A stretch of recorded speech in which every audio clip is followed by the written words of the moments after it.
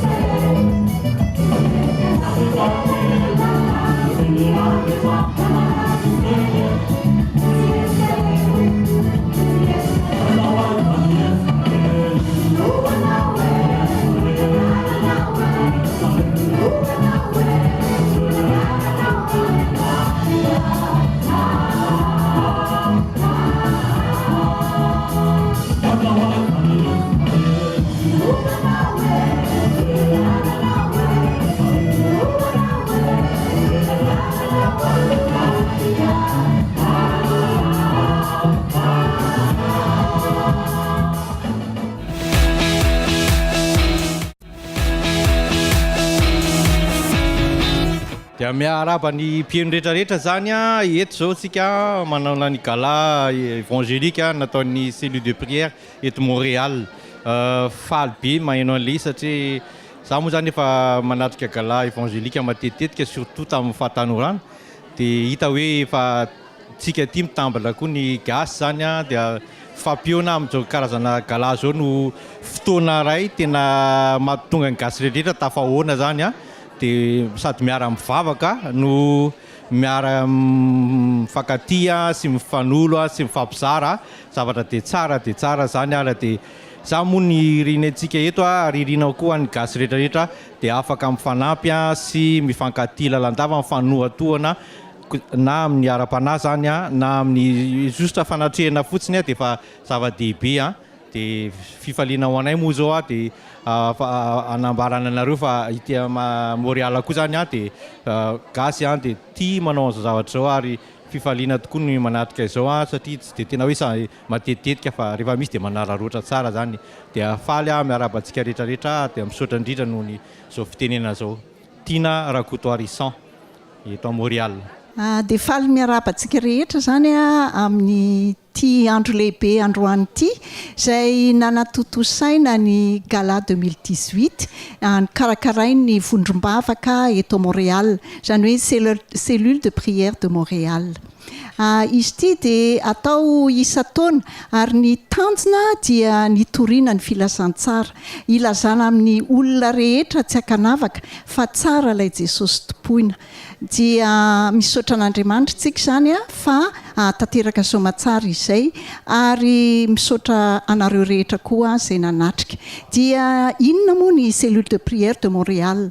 Tsy inona zany fa vondrona olona maromaro fianakaviana maromaro izay tsy miankina amina fiangonana na inona izay miaraka miona ny tena izy indray mandeha isan-kerinandro na any tokantrano isan-kerinandro isaky ny larobia isaky ny zoma izay miara-mivavaka mitondra eo amin'ilay Andriamanitra lehibe ny momba ny atsipirian'ny fiainana tsirairay dia mbola mamerina fisaorana ary Andriamanitra ny hitahy atsika.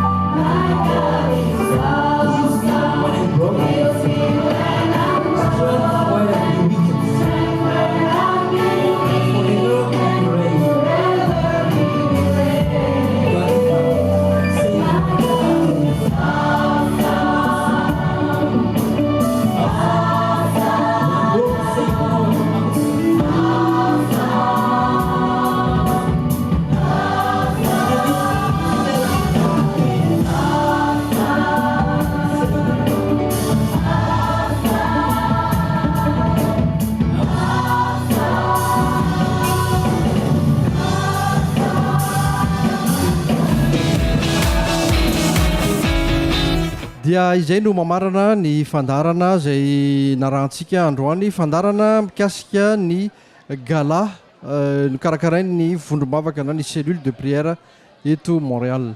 Manome fotoananao ho amin'ny manaraka indray amin'ny fandarana vaovao.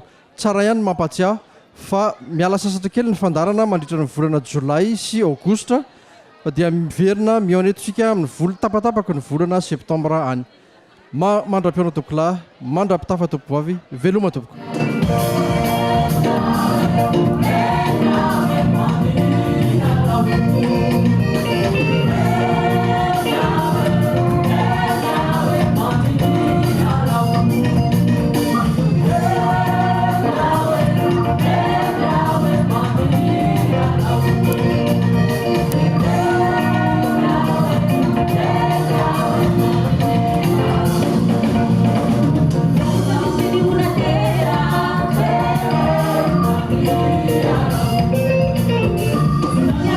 Yeah.